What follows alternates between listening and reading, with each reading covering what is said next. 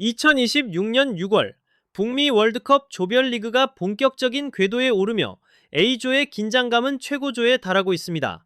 이번 대회를 거대한 압박감이 지배하는 체스판이라고 상상해 보십시오. 이곳은 각 팀이 근육이 아닌 숨이 막힐 듯한 압박을 견뎌내는 능력으로 승부하는 공간입니다. 6월 19일 에스타디오 아크론에서 펼쳐질 대한민국과 멕시코의 대격돌은 단순한 승점 3점짜리 매치가 아닙니다. 그것은 아시아 3백 블록의 기하학적 규율과 중미 축구의 시스템화된 노련함이 정면으로 충돌하는 두 이념의 전쟁입니다. 수많은 축구 팬들은 지난 맞대결에서의 2대2 무승부 이후 깊은 신중함을 유지하고 있습니다. 이 정도 레벨의 무대에서는 단 5cm의 전술적 오차가 국가적 비극으로 이어질 수 있기 때문입니다. 이러한 숨막히는 고차방정 시각, FIFA 글로벌 축구 개발 책임자인 아르센 벵거 감독은 과달라하라의 데이터가 흐르는 화면을 유심히 주시합니다. 그는 공이 아닌 압박당하고 있는 눈에 보이지 않는 공간들을 바라봅니다. 의자 깊숙이 몸을 기댄 그가 이 대결의 본질을 파헤치기 위해 나라는 주어로 입을 엽니다. 나는 수십 년 동안 아시아 축구의 진화를 지켜봐왔으며 6월 19일의 이 경기는 공간에 대한 순수한 역학적 문제라고 확신합니다.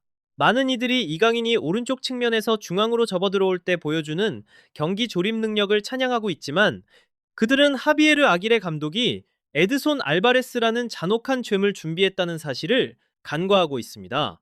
멕시코가 자랑하는 PPDA 8점, 오이아의 강력한 전방 압박 시스템 속에서 알바레스는 이 하프스페이스 영역을 직접 봉쇄하는 임무를 맡을 것입니다.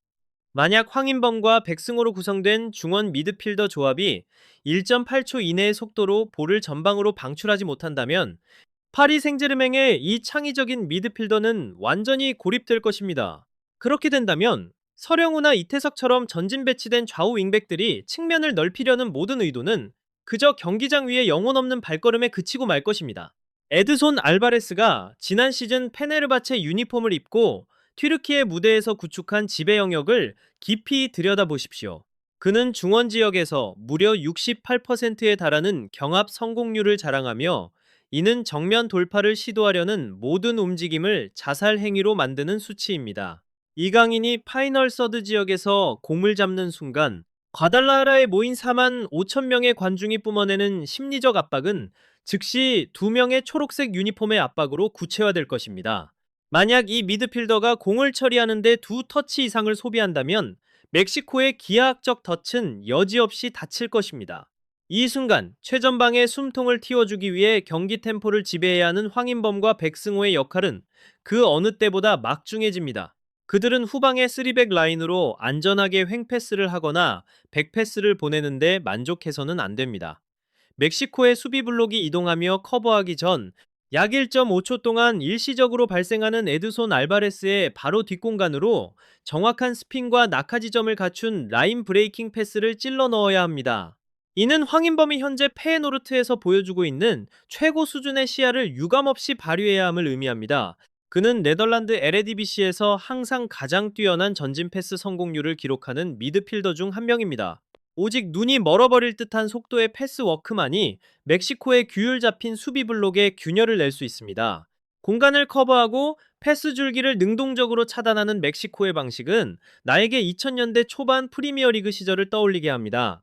당시 패트릭 비에이라는 압도적인 사이천과 실시간 위치 예측 능력으로 세계에서 가장 화려한 공격형 미드필더들을 혼자서 집어삼키곤 했습니다.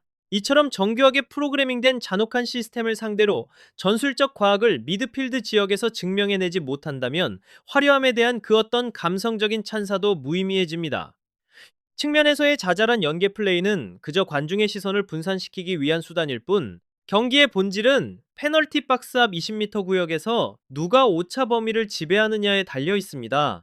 이강인과 손흥민, 그리고 주변 선수들 사이에 흐르는 유기적인 원터치 패스 플레이가 살아난다면 그것만이 중미의 수비 프레임을 깨뜨릴 유일한 열쇠가 될 것입니다. 월드컵이라는 최고 존엄의 무대에서 현대 축구의 잔혹함은 단 한순간의 망설임도 용납하지 않습니다. 이강인이 볼을 운반하기 위해 자국 진영 깊숙한 곳까지 내려와야만 한다면 그것은 대한민국이 멕시코가 쳐놓은 패배의 궤적에 말려들고 있다는 첫 번째 신호입니다. 지난해 펼쳐진 2대2 무승부는 우리가 상대에게 중원 지역에서의 숨막히는 템포를 허용했을 때 아시아 선수들이 후반 70분 이후 체력적으로 얼마나 급격히 무너질 수 있는지를 증명해냈습니다. 따라서 에드손 알바레스라는 공간에 덫을 무력화하는 것은 비단 공격진만의 임무가 아니라 에스타디오 아크론에서 주도권을 되찾기 위해 100% 이상의 퍼포먼스를 보여줘야 하는 웸스 카스트롭과 같은 멀티 자원들을 포함한 대한민국 전진 빌드업 시스템 전체의 생사방정식입니다. 벵거 감독은 잠시 말을 멈추고 테이블을 가볍게 톡톡 두드린 뒤 치명적인 약점을 지적합니다. 그의 눈빛이 쓰리백 라인의 유기적인 움직임을 향하며 이전보다 한층 더 무겁고 차가워진 어조로 분석을 이어갑니다. 쓰리백 전술의 가장 큰 비극은 항상 측면 윙백들이 전진했을 때 발생하는 후방의 거대한 공간에 있습니다. 서령우와 이태석이 공격의 고삐를 당기기 위해 높은 위치까지 전진할 때 그들은 멕시코의 빠른 측면 자원들이 공략할 수 있는 두 줄의 치명적인 빈 공간을 배후에 남겨두게 됩니다. 이때 수비의 중력은 대한민국의 쓰리백 중심축을 지키는 김민재의 어깨 위로 온전히 쏟아집니다. 바이엘은 민헨의 유니폼을 입고 최고 시속 34.3km를 기록한 압도적인 스피드를 가졌음에도 불구하고 김민재 역시 산티아고 히메네스의 시스템화된 노련함 앞에서는 극도로 위험한 상황에 직면할 수밖에 없습니다.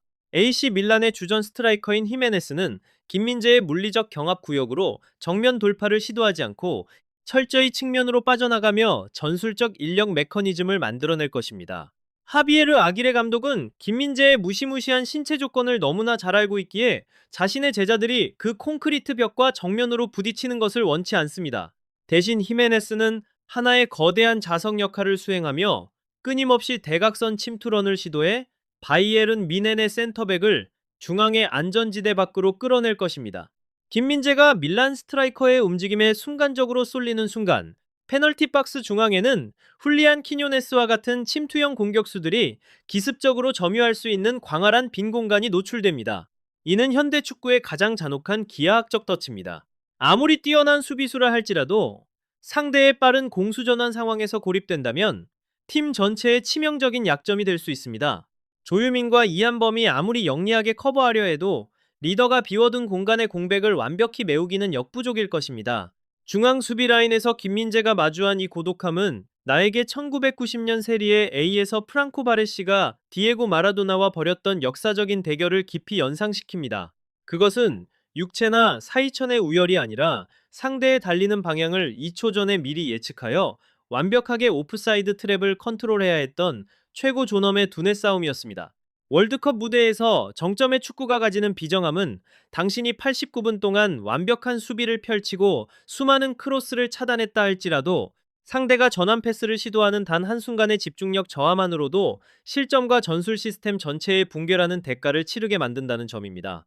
6월 19일의 이 경기는 김민재에게 상대의 계산된 혼돈 속으로 휩쓸려 들어가지 않는 프로그래머와 같은 차가운 냉철함을 요구하고 있습니다. 후반전 이 교착 상태를 타개하기 위해 벤치에서 출격할 오연규의 등장은 아시아의 대표 주자에게 결정적인 분수령이 될 것입니다. 전방에서 쉴 새 없이 압박을 감행하던 멕시코 수비진의 체력이 저하되는 시점, 베식타스 스트라이커의 단단한 체격 조건과 저돌적인 돌파력은 상대 포백 라인에 거대한 균열을 낼 것입니다. 그는 화려한 기술이 아닌 정면으로 부딪히는 물리적 경합을 통해 상대의 커버 구조를 부수고 손흥민이나 이재성이 이선에서 침투해 타격할 수 있는 공간을 열어주어야 합니다. 볼 점유율이나 측면에서의 자잘한 경합 같은 부차적인 데이터들은 이 조커 카드가 페널티 박스 안으로 진입해 세컨드 볼을 타격하는 순간 모두 빛을 잃을 것입니다. 과달라하라에서의 6월 19일 대전은 시계 바늘이 70분을 가리킬 때 상대의 기하학적 오차를 누가 가장 잔혹하게 파고드느냐에 따라 승부의 추가 완전히 기울 것입니다. 벵거 감독은 두 손을 깍지 끼고 북미의 여름 햇살이 쏟아지는 통제실 창밖으로 깊은 감회가 담긴 시선을 던집니다. 노련한 전술가의 얼굴에 스치는 엷은 미소는 축구의 진정한 아름다움이 언제나 가장 숨이 막히는 긴장의 순간 속에 존재한다는 것을 이미 수없이 겪어본 자만의 여유입니다. 에스타디오 아크론에 깔린 전술적 체스판은 가장 차갑고 잔혹한 수학적 통계들로 가득 차 있습니다.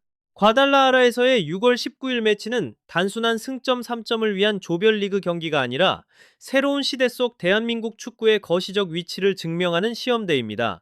세계 축구의 성전으로 걸어 들어가려는 팀들은 이와 같은 진짜 퉁툭숭 속에서 살아남고 버텨내며 승리하는 법을 반드시 배워야만 합니다. 아시아의 강호가 이 쓰리백 전술을 어떻게 운한하는지, 그리고 중미의 4만 5천 관중이 뿜어내는 압박감을 어떻게 견뎌내는지가 그들이 21세기 글로벌 전술 세력의 반열에 오를 자격이 있는지를 보여주는 가장 명확한 해답이 될 것입니다. 정점의 축구가 가진 본질은 냉혹한 도태이며, 담덩은 당신의 승리 뒤에 찬사를 보낼 수도 있지만 무너지는 순간 모든 시스템적 결함을 발가벗겨 비난할 준비가 되어 있습니다. 결국 내가 마지막으로 하고 싶은 말은 하나입니다. 축구의 역사는 안전한 게임을 했던 팀들을 기억하지 않습니다. 오직 상대의 거대한 용광로 한복판에서 스스로의 운명을 결정짓기 위해 리스크를 감내했던 자들의 이름만을 새겨 넣을 뿐입니다. 아르센 벵거 감독의 깊이 있는 전술 분석은 이 엄중한 예측들을 끝으로 막을 내렸습니다. 여러분은 대한민국의 기하학적 규율과 멕시코의 수학적으로 계산된 노련함 중 어느 쪽이 이 치열한 두뇌 싸움을 지배할 것이라 생각하십니까? 여러분만의 전술적 예측과 예리한 시선을 아래 댓글창에 남겨 함께 토론해 주십시오. 앞으로도 2026년 월드컵 본선 무대에서 펼쳐질 최고의 빅매치들을 심층 해부하고 그 본질을 파헤칠 분석들을 놓치지 않도록 구독과 좋아요, 그리고 알림 설정을 꼭 부탁드립니다.